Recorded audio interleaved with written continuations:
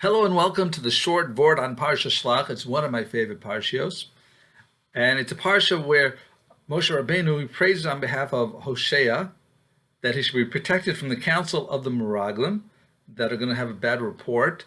And he changes his name to Yehoshua because he adds the Shem of Hashem to it by adding a Yud.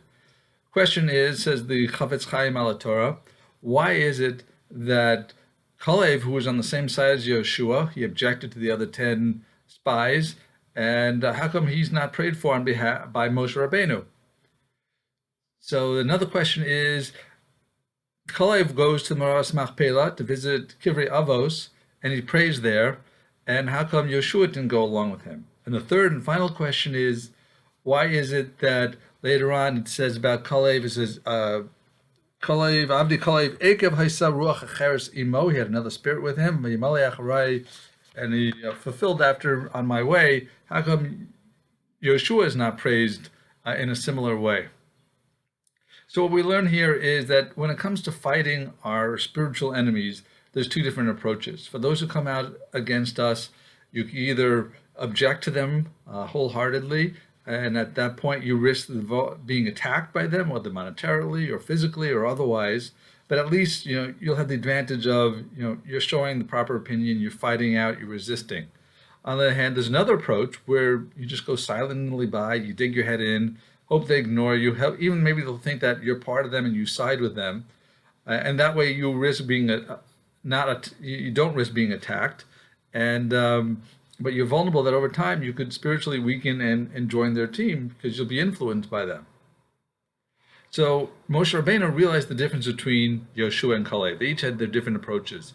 Yehoshua was the one who would fight out vehemently and object to the spies and their opinion, and therefore he needed physical protection, and that's what Moshe was able to pray for. He prayed for him physically that he would be saved from the other Meraglim. When it comes to something where there's a spiritual risk that Calev could become vulnerable to joining their side, that Moshe can't praise for him. He has to pray on his own, and he went therefore to the Maras Machpelah to pray with Avram, Yitzchak, and Yaakov to be on his side to protect him spiritually from succumbing to the influence of the 10 spies.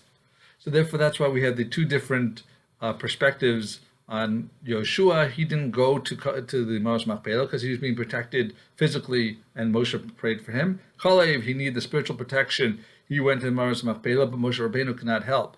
And then what ended up happening is, in fact, that Calev, from the inside, he ended up saying, "Oh, let me speak because let's talk about what did Ben Amram do." He's a derogatory way of presenting on Moshe Rabbeinu, and they let him speak, and then he objected to saying the Meraglim are wrong.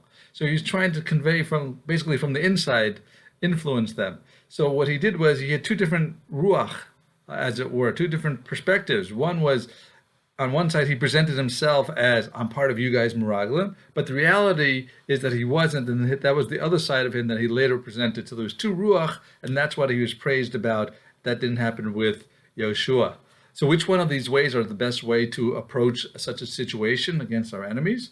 So the fact is, the pasuk says that sometimes it says Yehoshua first, sometimes it says Calev first, telling us that they're both right. Maybe we should try to do the spiritual objecting right away. That would be the first choice. But as long as the second choice of trying to blend in and just stick your head in the ground and proceed, as long as it's done for the right reasons, that's also an option. So thank you for listening. Have a wonderful week and wonderful Shabbos.